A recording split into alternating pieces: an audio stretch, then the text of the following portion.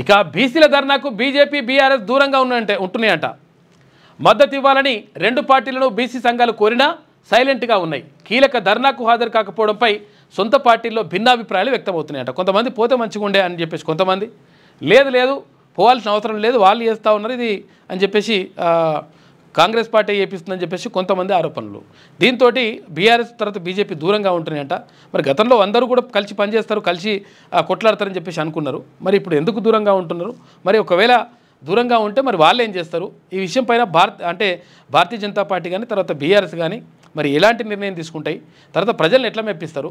ఎందుకంటే బీసీలు 62% ఉన్నటువంటి బీసీలకు సంబంధించి, మెజార్టీ పబ్లిక్ ఉన్నటువంటి బీసీలకు సంబంధించి ఒక మంచి పరిణామం జరుగుతూ ఉంటే మరి ఎందుకు మద్దతు తెలియజేయట్లేదు అనేటువంటిది అక్కడ ఆరోపణ.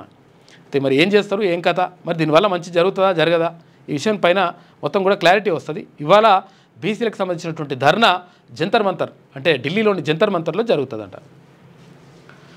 42% బీసీ రిజర్వేషన్ల కోసం బీసీ సంఘాలు ఢిల్లీలోని జంతర్ మంతర్ దగ్గర బుధవారం తలపెట్టిన బీసీ పోరు గర్జన సభకు బీజేపీ బీఆర్ఎస్ దూరంగా ఉన్నాయి. ఈ ధర్నాకు రావాలని బీసీ సంఘాలు కోరినా ఆ రెండు పార్టీలు సైలెంట్గానే ఉన్నాయి. కాగా ఈ ధర్నాలో పాల్గొనేందుకు 12 బీసీ సంఘాలకు చెందిన సుమారు 1500 మంది ప్రతినిధులు హైదరాబాద్ నుంచి ప్రత్యేక రైల్లో సోమవారమే ఢిల్లీ బయలుదేరి వెళ్ళిపోయినారు. నిన్న మంత్రులు కూడా వెళ్ళిపోయినారు. నిన్న వెళ్ళిరు కానీ ఏం చేస్తారో ఏమో చూడాలి. మరి మంత్రులు కొండా సురేఖ, తర్వాత పిసిసి అధ్యక్షుడు మహేష్ కుమార్ గౌడ్, అక్కడ పొన్నం ప్రభాకర్ గౌడ్,